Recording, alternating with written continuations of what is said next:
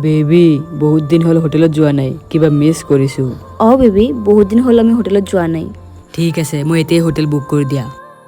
Baby booking হৈ গ'ল, ব'লা এতিয়া। ব'লা। কেঁচুৱা কন্দা মাত ক'ৰ পৰা আহি আছেনো? ইয়াতচোন কোনো নাই। কেঁচুৱা কন্দা মাতচোন ইয়াৰ পৰা আহি আছে। হে ভগৱান, ইমান অকণমানি কেঁচুৱাটোক কোনেনো এনেদৰে পলিথিনত মেলি এনেদৰে জাবৰত পেলাই থৈ গৈছে? কিমান নিৰ্দয়ী হ'ব সেইজনী মা, যি 9 মাহ গৰ্ভত ৰাখি নিজ সন্তানক এনেদৰে পেলাই থৈ যায়। এইবোৰ আজিকালিৰ কিছুমান ল'ৰা ছোৱালীৰে কাণ্ড। এইবোৰে আকৰ্ষণক ভাল পোৱাৰ নাম দি যি মন যায় তাকে কৰিব, আৰু যেতিয়া গৰ্ভৱতী হৈ যায় তাৰপিছত সন্তান জন্ম দি এনেদৰে জাবৰ জোথৰত পেলাই থৈ যাব। মই প্ৰথমতে পুলিচৰ ওচৰত যাব লাগিব, তাৰপিছত তোমাক মই আইনীভাৱে তুলি ল'ম।